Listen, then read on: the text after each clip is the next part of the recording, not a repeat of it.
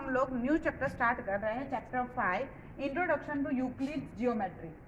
तो ज्योमेट्री मतलब क्या होता है? तो ग्रीक वर्ड जियो मतलब होता है अर्थ और मेटेरियन मतलब होता है मेजरमेंट, मतलब मेजरमेंट ऑफ अर्थ।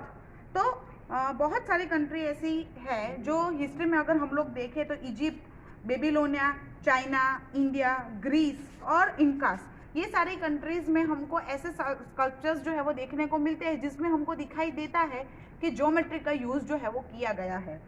तो एक इंसिडेंट है कि रिवर नाइल जो इजिप्ट में है, तो रिवर नाइल जब ओवरफ्लो होती थी तो क्या होता था कि उसकी जो बाउंड्रीज थी जो वॉश ऑफ हो जाती थी, तो उसकी वजह से फिर उन लोगों ने उसकी बाउंड्री ज्योमेट्री का यूज़ करके ऐसे बनाई कि जो रिवर है उसकी वजह से सिटी का डिस्ट्रक्शन जो है वो प्रिवेंट कर लिया गया। तो उसका मतलब कि उस टाइम पे भी जियोमेट्री का कॉन्सेप्ट उनके पास था।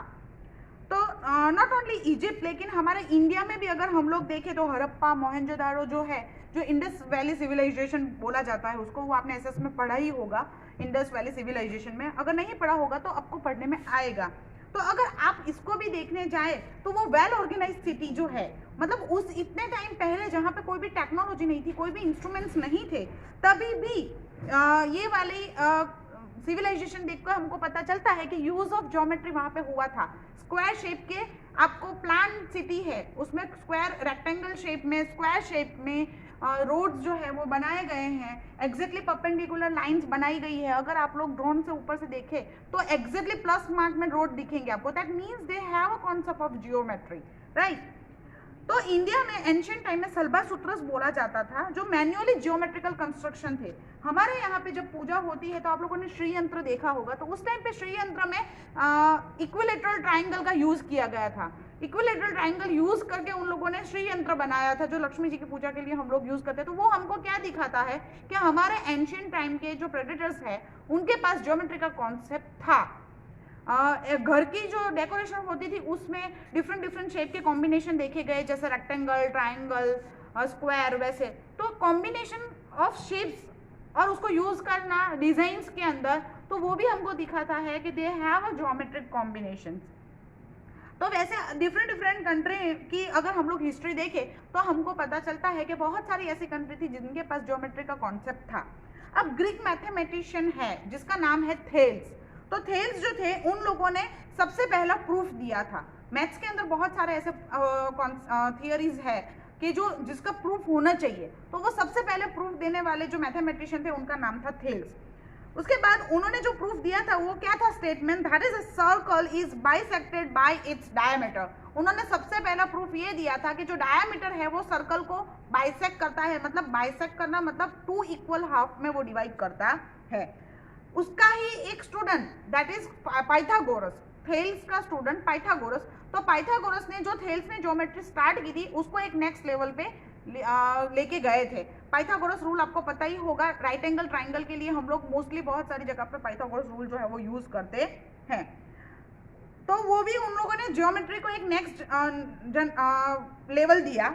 उसके बाद यूक्लिड जो है the teacher of mathematics at the Alexandria in Egypt के अंदर अलेक्जेंड्रिया में वो मैथमेटिक्स के टीचर थे।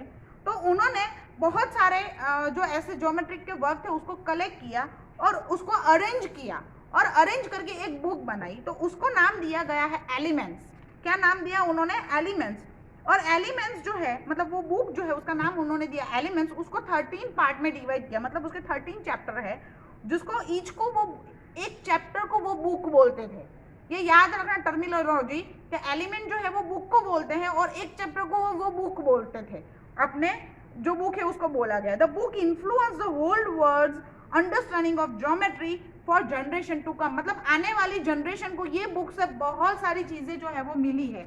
मतलब उन्होंने बहुत वर्क किया जिसकी वजह से ज्योमेट्री जो है वो एक नेक्स्ट लेवल पे गई। ठीक है, अब हम लोग ये यूक्लिड का जो कॉन्सेप्ट है वो हम लोग समझने वाले हैं। तो यूक्लिड ने हमको 2 चीज बताई। तो first one that is axioms and second one that is postulate. Axiom किसको बोलते हैं? The axiom is applicable every part of mathematics. Axiom जो है वो मैथमेटिक्स के हर एक पार्ट को हम लोग एप्लीकेबल कर सकते हैं। तो हर एक पार्ट मतलब मैथमेटिक्स प्रैक्टिस में बहुत सारी आती है, एल्जेब्रा, ट्रिगोनोमेट्री, तो ये सारी जगह पे हम लोग एक्सियम्स यूज कर सकते हैं।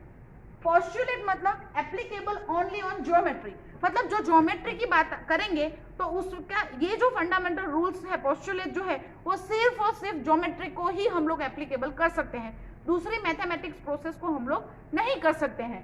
तो एक्सियम्स मतलब कि हम लोग एप्लीकेबल कर सकते हैं हर एक मैथमेटिक्स के पार्ट को, फिर वो ट्रिगोनोमेट्री हो, अलजेब्रा हो, कुछ भी हो, और जो पोस्टुलेट है वो हम लोग ज्योमेट्री को ही एप्लीकेबल कर सकते हैं।